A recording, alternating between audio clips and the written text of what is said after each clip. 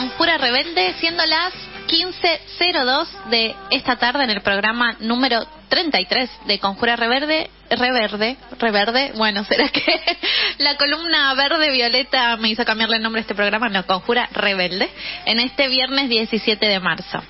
En las últimas columnas estuvimos hablando un poco de lo que fue el 8M en este día tan importante para los movimientos de mujeres, las demandas, las consignas, la organización, el movimiento y el gran paro que supimos llevar adelante, pero la idea de hoy era poder ver el lado B también de lo que pasó este día, y tiene que ver con la institucionalización del movimiento feministas en este gobierno nacional y popular que llevan adelante el compañero Alberto Fernández y la vicepresidenta Cristina Fernández de Kirchner.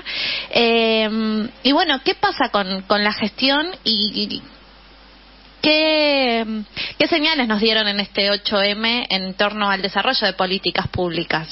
Sabemos que este es un gobierno comprometido desde el primer momento con las políticas de género y diversidad, y este 8M sucedió algo muy importante y que en términos generales no fue un tema de agenda mediática. La verdad que estas cosas uno las tiene que buscar con el ojo bastante afilado en medios más bien feministas. Y es que se presentó oficialmente el índice de crianza en un trabajo conjunto entre el Ministerio de Economía y el INDEC.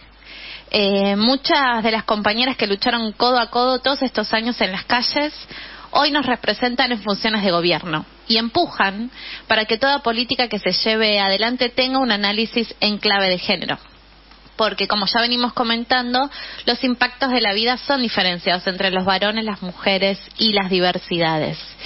Y en términos económicos, con este gobierno se diseñó un área que es un área encargada de llevar adelante políticas públicas para cortar las brechas de desigualdad, y es la Dirección Nacional de Economía, Igualdad y Género, cuya directora es Sol Prieto. Esta dirección pertenece al Ministerio de Economía de la Nación. Y desde esta dirección se empujó para que se construya este índice de crianza. Pero antes de explicar un poquito más, escuchemos de primera mano de qué se trata, en las palabras de la directora Sol Prieto. El índice de crianza lo que hace es crear un valor de referencia para que la corresponsabilidad sobre los gastos de la crianza de los niños, las niñas y los adolescentes pueda darse, digamos, contando con este valor.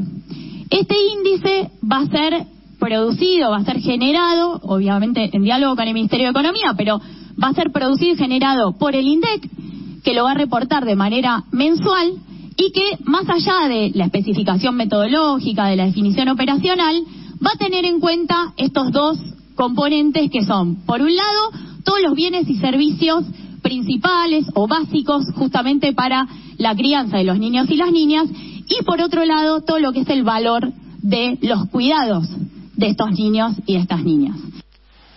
Bueno, no quedan dudas que este anuncio del índice de crianza fue posible porque hay una decisión política de poner el tema del incumplimiento de la obligación alimentaria en la agenda del Estado. Y para poder hablar de este problema y pensar soluciones y cómo abordarlo, claramente había que medir. ¿Y qué es lo que hay que medir? Bueno, hay que medir que la deuda alimentaria no es solamente un drama familiar, un problema de mujeres, de hombres, de niños y niñas, sino que es un problema económico del que el Estado debe hacerse responsable. Tiro algunos datos al respecto. En Argentina hoy hay 1.600.000 hogares monomarentales donde viven 3 millones de niños, niñas y adolescentes. Cuando decimos monomarentales nos referimos a hogares en donde las mujeres están a cargo de los niños sin presencia de un cónyuge. Y 3 de cada 5 de estos hogares a cargo de mujeres no reciben la obligación alimentaria en tiempo y forma. Esto lo hemos hablado en una columna más específicamente.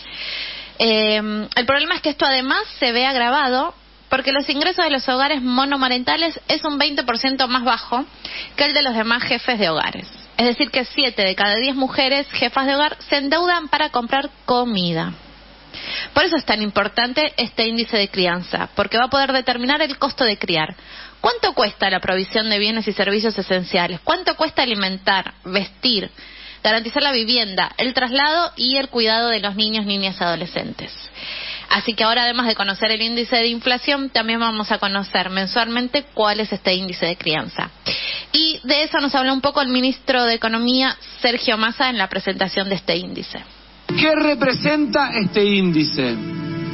El fin de la ilusión, de la evasión, de la mentira, de aquellos que cuando van o a un acuerdo de conciliación en un divorcio o a buscar una sentencia, dicen que no tienen herramientas para determinar cómo, de alguna manera, establecer un criterio para garantizar los alimentos, la recreación, la educación de esos chicos que quedan en situación de hogar monomarental.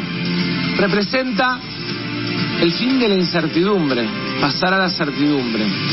Representa de alguna manera también terminar con la otra gran violencia.